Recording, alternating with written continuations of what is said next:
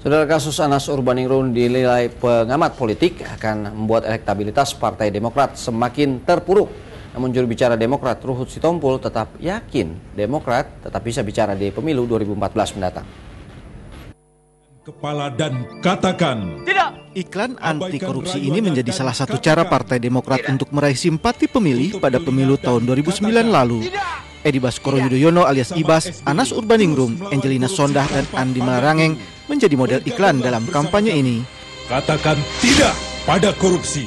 Hasilnya Demokrat meraih 21% suara pada pemilu 2009, naik tajam dari hasil pemilu 5 tahun sebelumnya yang hanya memperoleh 7,45% suara. Siapa sangka 3 bintang iklan kampanye ini kini justru menjadi tersangka kasus korupsi. Berbagai kasus korupsi membuat elektabilitas Partai Demokrat terus turun, yang menurut sejumlah survei tinggal 8%. Kasus Anas Urbaningrum diyakini akan membuat elektabilitas Demokrat semakin jeblok. Sebetulnya berkaitan juga dengan kinerja pemerintahan. Nah, efek dari korupsi ini memang luar biasa kepada Demokrat ya.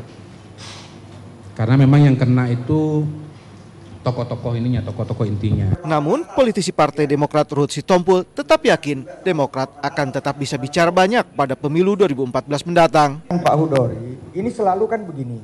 Ini ada 2 hal kenapa turun Demokrat. Saya hanya bilang karena Anas. Saya heran orang selalu bilang karena pemerintah. Selain Partai Demokrat, kasus korupsi sesungguhnya juga menjerat banyak politisi dari partai politik lain, seperti Gubernur Banten yang juga politisi Partai Golkar Ratu Atut yang menjadi tersangka kasus dugaan korupsi alat kesehatan Banten dan dugaan suap sengketa Pilkada Lebak.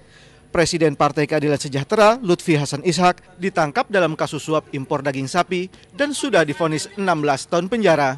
Sementara dari PDI Perjuangan, KPK menetapkan Emir Muiz sebagai tersangka dugaan suap proyek pembangunan PLTU Tarahan Lampung. Skolastika Silvia dan Dedi Sunandar melaporkan dari Jakarta.